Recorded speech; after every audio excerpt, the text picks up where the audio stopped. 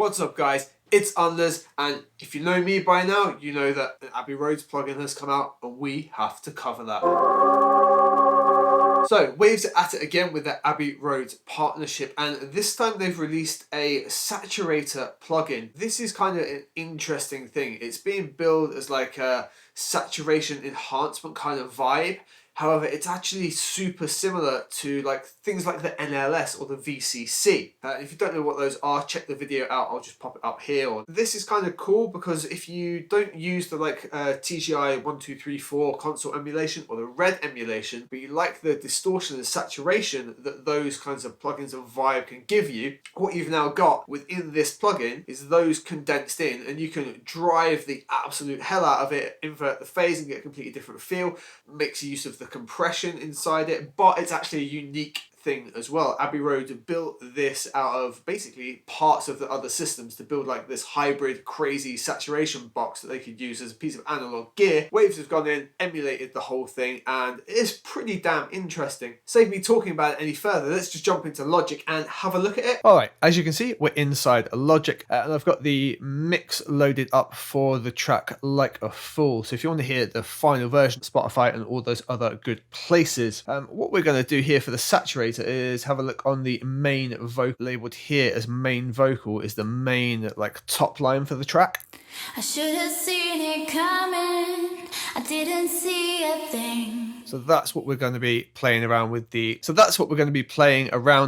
Abbey Road Saturator. So let's break the plugin down real quick. Let's go top left and through the plugin like that. So we're starting with input analog emulation. We're usually going to have to balance the input and output to some degree. So here are our input and output to do that. This vocal is going to be quite a hot signal, so I might want to reduce it down by as much as like 12 dB, maybe even all the way down to 24, which is where this can go. I'll counterbalance that with the output depending on the mix, saturation and balance that we get as we're going through. So up in our two top corners, input and output for a bit of balance there. Now just below our input, we've got this switch. We've got M, S and ST on it. So let's just break down what those are. M is going to be our mid signal technically. Over on M would be mid, and it would mean that distortion is only applied to the mid signal, giving us some mid side processing. So that probably gives you an idea that S means just the sides are going to be processed, and then stereo is both. If you can't adjust these on your particular version, it just means you've loaded up the mono version of the plugin. Just upload the stereo one and you'll be able to adjust those. When we are in M or S here, we can also adjust the in balance separately to the input, which is dead useful. So I'm going to leave that on stereo for the minute. We will have a look at maybe just distorting the sides to give a nice wide feel. This lead line here is in stereo after all. Coming down a little further after the Abbey Road logo here, we've got a pre-EQ, and we can take that in and out of the chain. And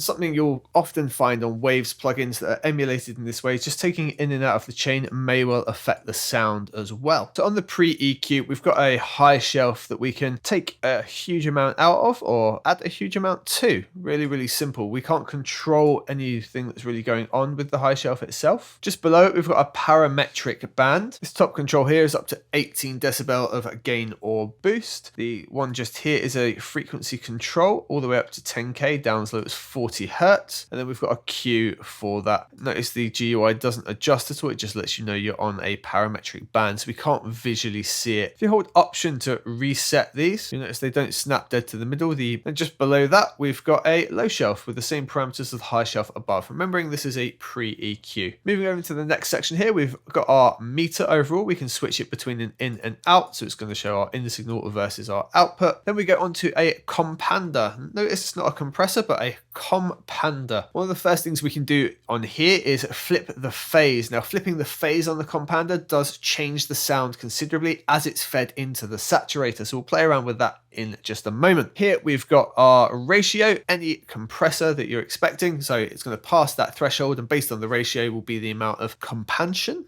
just going to say compression, that's going to be applied. We've then got two crossover points. That's kind of what makes this a compander, and we can switch those crossover points, and they are going to affect the signal and how it's fed into the saturator as it goes on. And then we've got a gain control for the compander itself as well. Moving over to the right hand side, we've got our saturator.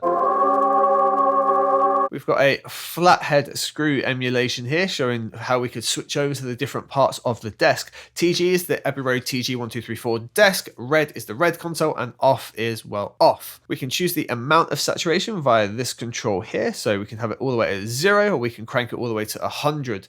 We can be very subtle sort of in the mid-range. As we get up beyond sort of 85, we start to get seriously saturated. And then we've got a gain control for the saturator separately as well. Post EQ now, so we can EQ the signal again after it's gone through the compression, whatever we want to call it, stage, and the saturator. Exactly the same parameters as before, but maybe we can disable and enable as well. We'll have a listen to the TG and the red, and I'll just show you the differences when we really gain it up. Seen it coming. I didn't see a thing. You lied right to my face when you're supposed to be my him. And now that we are over, I don't regret a thing. You don't deserve my love. Enough is enough. You play me like a fool. Yeah, you played the others too.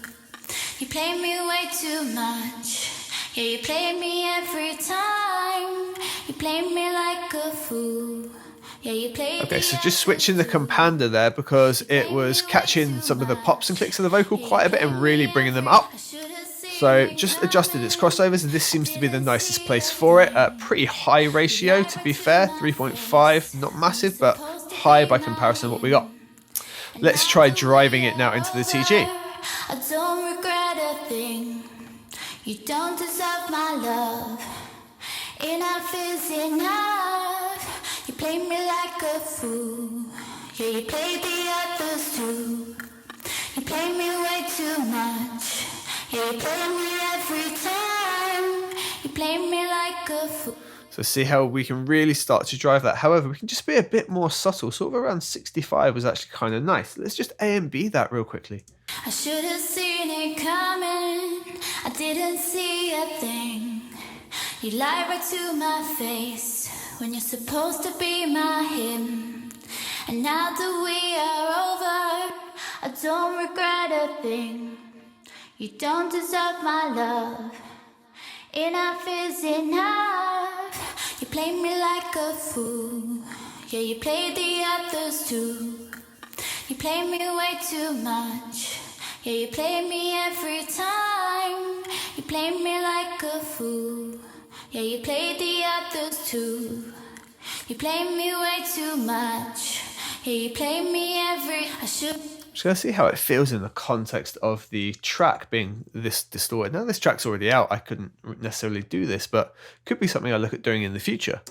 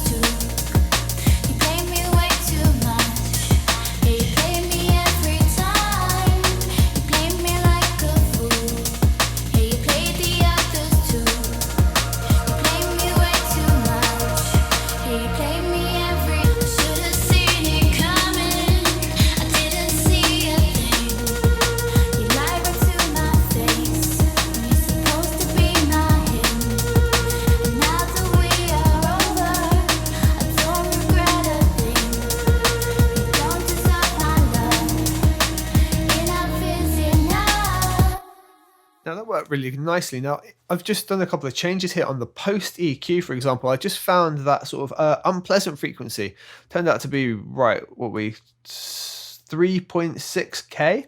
And I've just dipped that out a little bit with a fairly narrow Q, because as we were distorting, it was bringing that up kind of in an unpleasant way. And we definitely caused some clipping, not ideal just then. But overall, sounding kind of nice. And it sits in the mix pretty well as well. The difference is huge as well once we're distorting heavily between red and TG. So check this out. I'll over push it, but when we switch between the two, huge difference.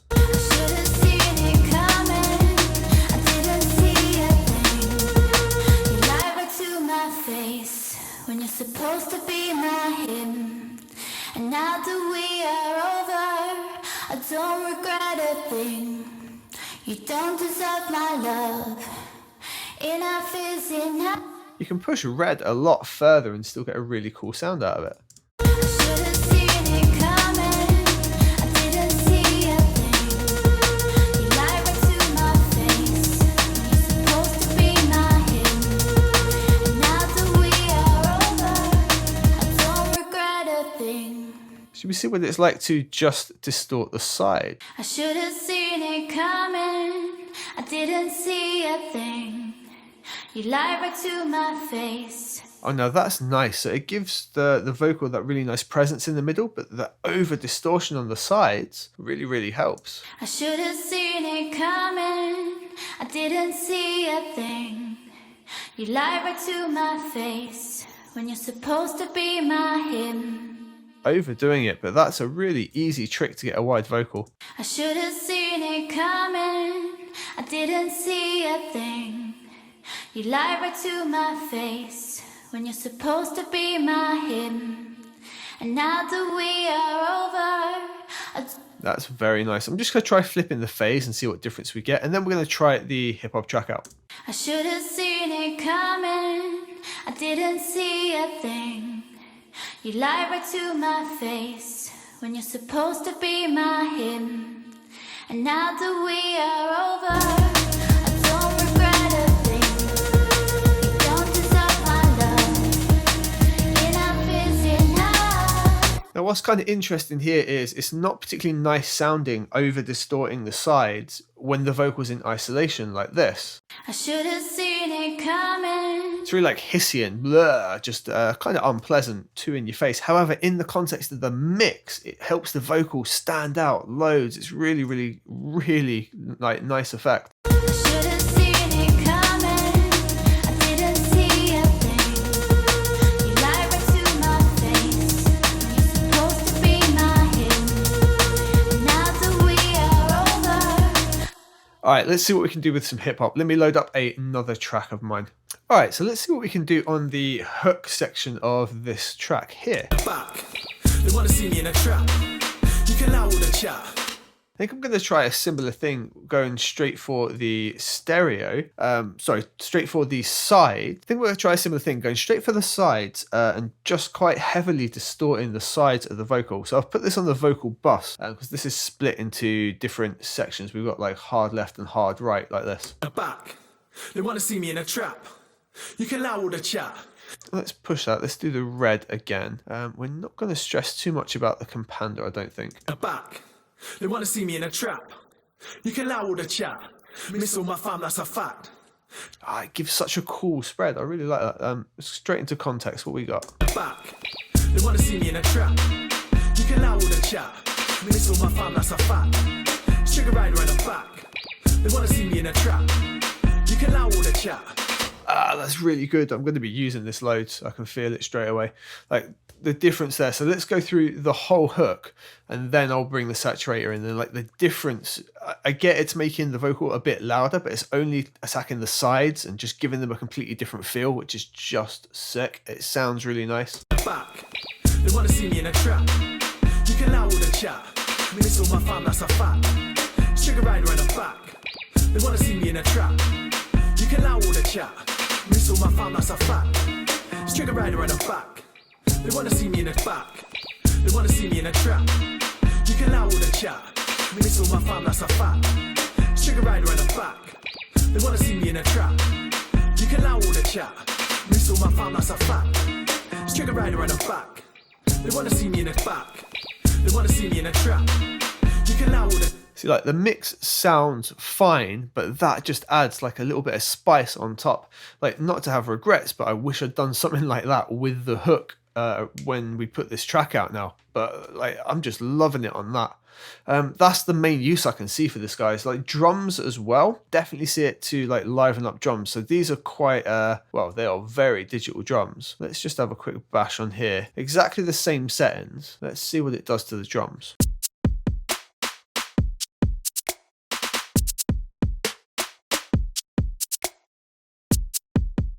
It just gives them a vibe, right? Let's see what the TG does.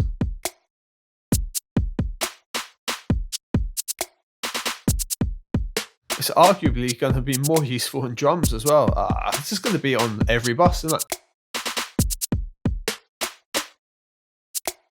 Well guys, that hopefully has given you an idea of what I'm going to use this for. I'd love to know what you're going to use it for. If you could throw that in the comments down below. I'm always up for trying new ideas, but I'm overly impressed with how useful this is at such a low price point as well. Like I said before, if you want that kind of vibe you get from those emulations, this is definitely a way to go. I'm going to keep playing with this and enjoying it, and I look forward to seeing you guys on the next video. They want to see me in a trap. So that was a breakdown of that Abbey Road Saturator. It gives a really interesting sound and some real versatile uses, right? I hope the video was helpful for you guys, and do you know what? I look forward to seeing you on the next one. Any comments or questions about it, throw it in the comments below, and I will see you guys on the next one.